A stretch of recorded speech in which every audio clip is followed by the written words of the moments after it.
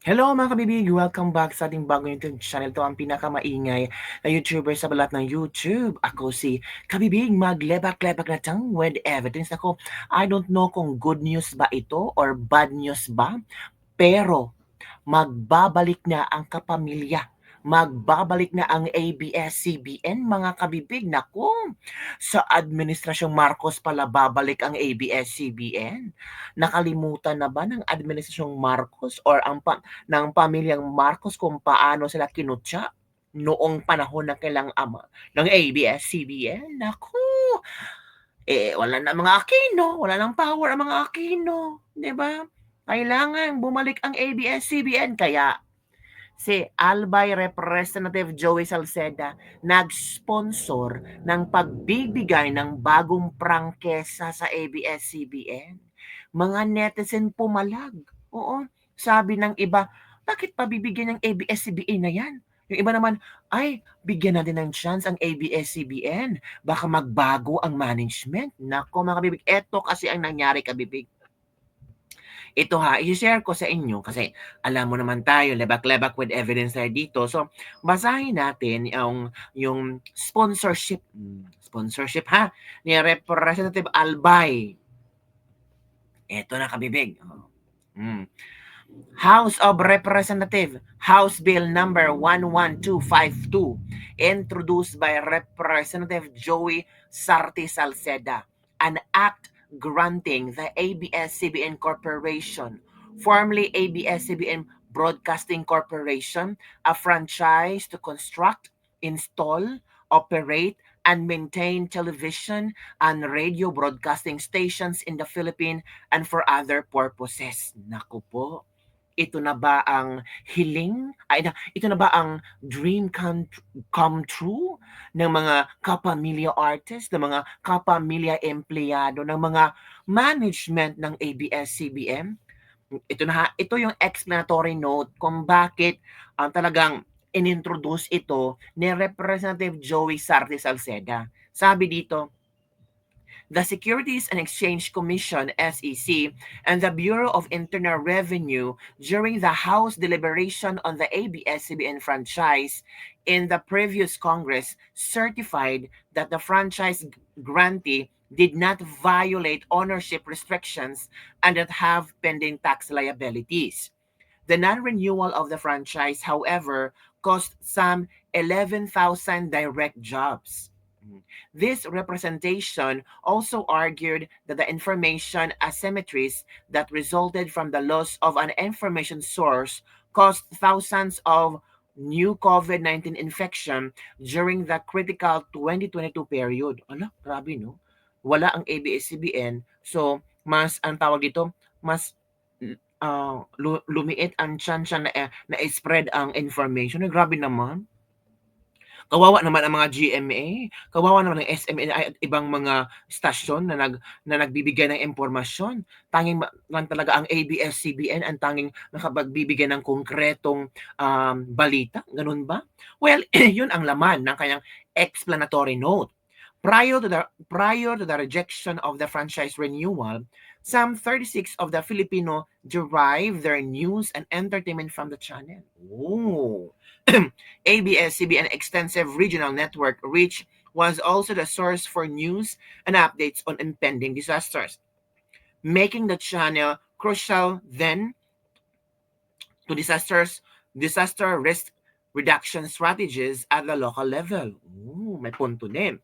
Given the merits of renewing the franchise, as well as the clarification made by government agencies over certain allegations against the grantee, this representation urges Congress to reconsider the non-renewal of the franchise of the previous Congress. Ooh, na-renewal para yun.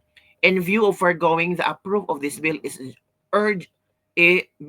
urgently sought o mabilisang pag-approve ng bill. Wow. Sabi ni Salceda, pabilisan nyo, bilisan yung approve ito. Receive January 7. O ngayong araw na to, 1 p.m. 'Di ba? Hala, bakit kaya nakaisip si Salceda nito? Nandiyan kabibig yung explanation niya, ngayon lang.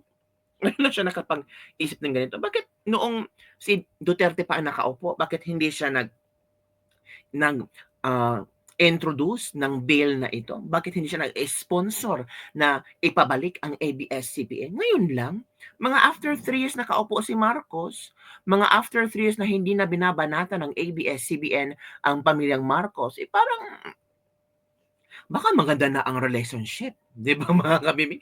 Hindi natin alam, 'di ba? Sila lang nakakaalam kung ano ba nga ba ang katotohanan, mga kabibig. Ito naman ang sabi ng iilang mga netizen. Sabi dito, give them a chance so that it can help a lot of people seeking a job opportunities. Tama din naman, 'di ba?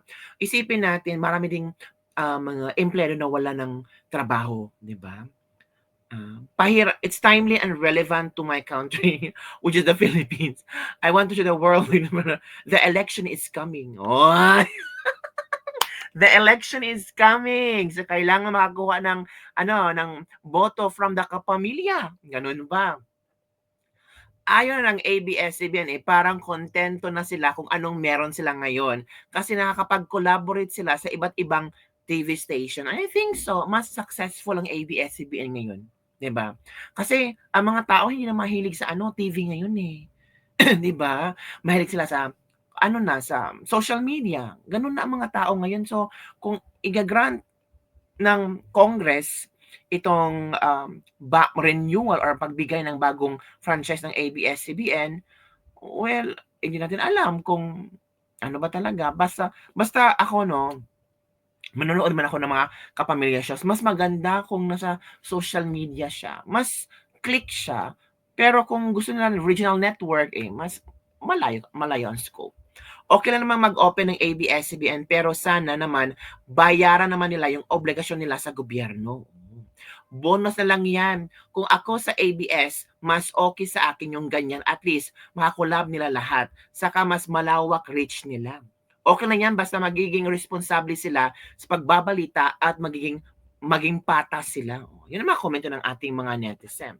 Well, ang mga people ngayon ay nabigyan ng tawag dito, parang, kaya pala nagpa-picture si Madam Liza Araneta Marcos kasama ang Kathden, nanood siya ng movie ng Kathden, kaya pala.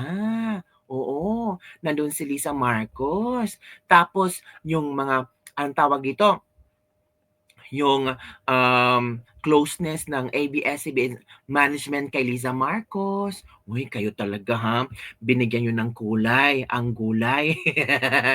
Hindi naman, wala namang gano'n talaga mga kabibig, 'di ba? O kaya din pala pumunta sa Malacanang. Oo, pumunta sa Malacanang yung mga taga ABS-CBN. Uy, gano'n ba? Oo, kabibig, pumunta sila sa Malacanang, nakikipag-meet and greet sila kay F. Eliza Marcos. Ay, gano'n ba? So, depende na sa inyo mga kabibig. O kabibig, gusto niyo bang ibalik ang ABS-CBN? Gusto niyo bang bigyan ng chance ang ABS-CBN na makapag-broadcast gamit ang kanilang yung dating frequency? 'Di ba yung dating frequency nila ay nasa all AllNet? Sino ba yun? Ay, kay Villar ba yun? Naguguluhan ako. Hindi kasi click. Sayang din yun yung frequency na yun nung 'di ba mga kabibig? So, ang tanong, payag ba ang ABS-CBN na mabigyan sila ng bagong prangkisa? Naku, nanginginig naman ang GMA.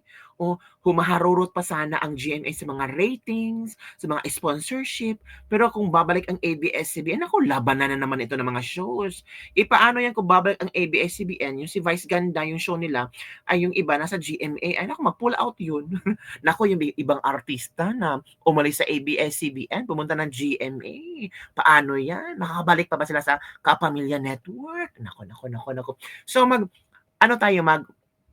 hintay tayo kung aprubahan ba ito ng Kongreso, kung meron bang pipirma diyan sa sponsorship sa pagbibigay ng bagong prangkisa ng ABS-CBN, tapos pupunta pa yan sa Senado, tapos kay Bongbong Marcos, 'di ba?